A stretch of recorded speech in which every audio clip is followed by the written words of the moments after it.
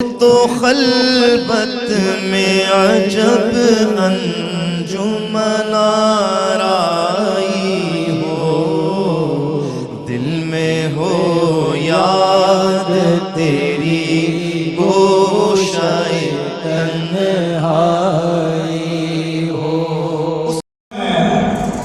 خاص طور پر جو قرآن کا پیغام بھی ہے، انبیاء علیہ السلام کی بنیادی دعوت بھی ہے، اور جس بنیاد پہ جنت کے فیصلے ہونے جا رہے ہیں وہ بنیاد ہے عقیدہ توحید۔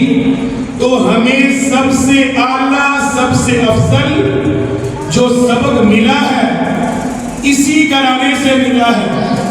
یہ میرے لیے سعادت کی بات ہے کہ حضرت سید عنایت اللہ شاہ صاحب بخاری رحمہ اللہ تعالی، ان کے پوتے حضرت مولانا سید ضیاء اللہ شاہ صاحب بخاری، جن کی ساری عمر، تمام عمر اسی عقیدہ توحید کی دعوت میں گزری ہے۔